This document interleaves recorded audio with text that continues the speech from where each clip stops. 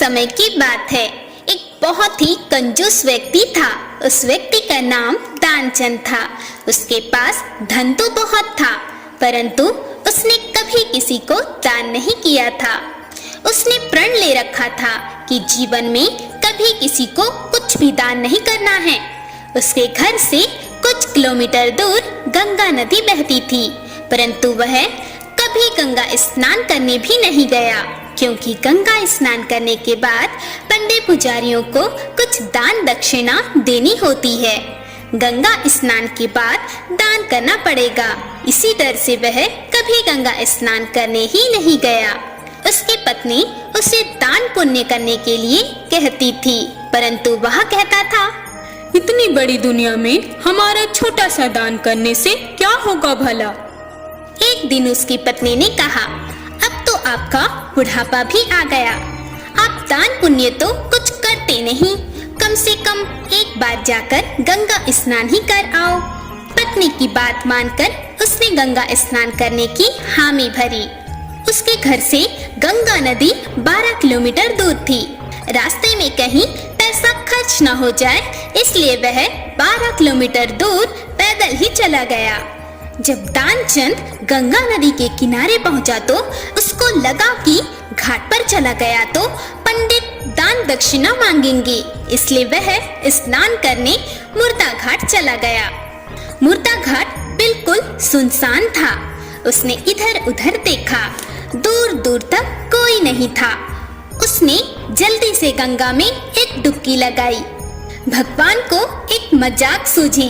भगवान वहां पर एक पंडित का रूप बनाकर प्रकट हो गए। जैसे ही दानचंद डुबकी लगाकर बाहर निकला, पंडित रूपी भगवान बोले, यजमान की जय हो। पंडित को देखते ही दानचंद कांप गया। वह बोला, यह तो हद हो गई, यहाँ पंडित तो मुर्दा घाट पर भी आ गया। पंडित ने बताया कि मैं एक संतोषी ब्राह्मण हूँ और एकांत में यहाँ मुर्दा घाट पर ही पड़ा रहता हूँ। यहाँ पर कभी कभी आपके जैसा कोई यजमान आ जाता है और मेरा साल भर का इंतजाम इकट्ठे ही कर देता है। आज आप आए हैं, आपको मेरा 1 वर्ष का इंतजाम करना है। दानचंद बोला, मैं इतना दान नहीं कर सकता। दान तो अपनी श्रद्धा के ऊपर होता है, इसलिए आप 6 महीनों का इंतजाम कर दो। दानचंद बोला, मैं 6 महीनों का इंतजाम भी नहीं कर सकता। पंडित बोला, तो 3 महीने। दानचंद बोला, नहीं। पंडित बोला, 1 महीने का ही कर दो। दानचंद बोला, मैं 1 महीने का तो क्या, मैं 1 दिन का भी इंतजाम नहीं कर सकता। अब पंडित ने कहा, आपको कुछ न कुछ तो दान करना ही पड़ेगा, नहीं तो हम आपको जल से निकलने ही नहीं देंगे। थक हार कर दानचंद बोला, 1 आने का दान करूंगा, वह भी उधार। मेरे पास अभी तो कुछ नहीं है, इसलिए मेरे घर आकर 1 आना ले जाना। पंडित ने दानचंद को 1 आना दान करने का संकल्प दिलवा दिया। दानचंद ने सोचा, मेरा घर तो यहाँ से 12 किलोमीटर दूर है, यह पंडित 1 आने के लिए इतनी दूर थोड़े ही आएगा। इसलिए वह संकल्प लेकर अपने घर आ गया। घर पहुँचते पहुँचते शाम हो गई थी। वह इतनी दूर चलकर आया था, इसलिए थक गया था। वह सोने ही जा रहा था, तभी उसके दरवाजे पर उस पंडित ने दस्तक दी। पंडित बोला, यजमान की जय हो। दानचंद की पत्नी ने दरवाजा खोला। वह पंडित को देखकर लौटी और दानचंद से पूछा, क्या किसी पंडित को कुछ देने की कहकर आए हैं? दानचंद बोला, हाँ, मैंने एक पंडा को 1 आना दान देने का संकल्प किया है। पत्नी बोली, वह पंडित जी अपना 1 आना लेने दरवाजे पर खड़े हैं। दानचंद ने सोचा, वो पंडित 1 आने के लिए इतनी दूर आ गया। दानचंद ने पत्नी से कहा, जाकर उस पंडित से कह दो कि यजमान बीमार हैं, इसलिए 3-4 दिन बाद ही आए। पत्नी बोली, 1 आने की ही तो बात है, दे क्यों नहीं देते? दानचंद बोला, मैं किसी को कुछ नहीं देने वाला, जाकर उससे कह दो कि यजमान बीमार हैं, इसलिए कुछ दिन बाद आए। पत्नी ने दुखी सा मुंह बनाया और पंडित जी से बोली, महाराज, मेरे पति आज इतनी दूर पैदल चलकर गए थे, इसलिए वे बहुत थक गए हैं और बीमार हैं, इसलिए आप 3-4 दिन बाद आना। पंडित बोला, मिले या ना मिले, लेकिन वे हमारे यजमान हैं। यजमान बीमार हैं और पंडा चला जाए, ऐसा नहीं हो सकता। जब तक वह स्वस्थ नहीं हो जाते तब तक हम यहीं रहेंगे। हमारा यहाँ रहने का इंतजाम कर दो। हम यहीं प्रसाद बनाएंगे और यहीं पर भजन करेंगे और यहीं पर प्रसाद ग्रहण करेंगे। पत्नी लौट कर गई और दानचंद को सारी बात बताई कि वह पंडित कह रहा है तक आप ठीक नहीं हो जाते वह यहीं रहेंगे।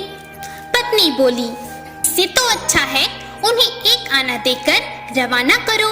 दानचंद बोला, एक आना क्या ऐसे ही आता है? मैं उस पंडित को कुछ नहीं देने वाला। तुम जाकर उस पंडित से कह दो कि यजमान मर गए। ध्यानचंद को योग का अभ्यास था, इसलिए वह सांस रोककर पड़ गया। पत्नी गई और उसने रोकर पंडित जी से कहा कि वो मर गए। अब तो जाओ।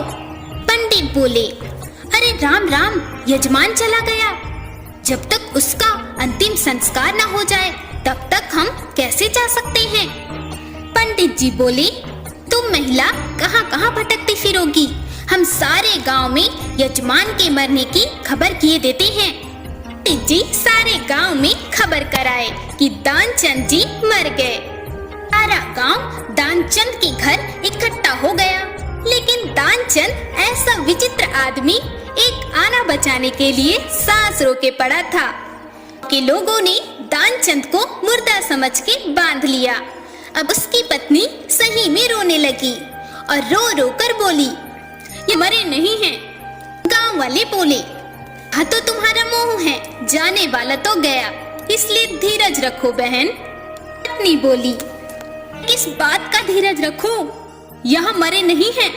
गांव वाले दानचंद को बांधकर अंतिम संस्कार के लिए ले गए। पत्नी बेचारी रोती रह गई, लेकिन वह विचित्र आदमी इतना सब कुछ होने के बाद भी सांसें रोके पड़ा था। सबके साथ पंडित रूपी भगवान भी उनके पीछे पीछे चल दिए। भगवान ने सोचा, हद हो गई, हम कहीं नहीं हारे, पर आज तो इस दानचंद से हम भी हार गए। ऐसा गजब का विचित्र आदमी हमने कहीं नहीं देखा। एक आना बचाने के लिए यह आदमी बिना मरे मरा पड़ा है और चला जा रहा है। जब दानचंद को लकड़ियों पर रख दिया गया और केवल अग्नि लगनी ही शेष थी, तब पंडित जी रूपी भगवान बोले कि यह हमारे यजमान थे, हम इनकी मुक्ति के लिए इनके कान में कुछ मंत्र बोलेंगे। भगवान उसके कान में बोले, मैं भगवान विष्णु हूँ, मैं वैकुंठ से तुमसे नाता जोड़ने आया हूँ। दानचंद ने जैसे ही सुना कि भगवान बोल रहे हैं, उसने धीरे धीरे आंखें खोली, लेकिन जैसे ही उसने देखा कि यह तो पंडित है, उसने फिर से आंख बंद कर ली।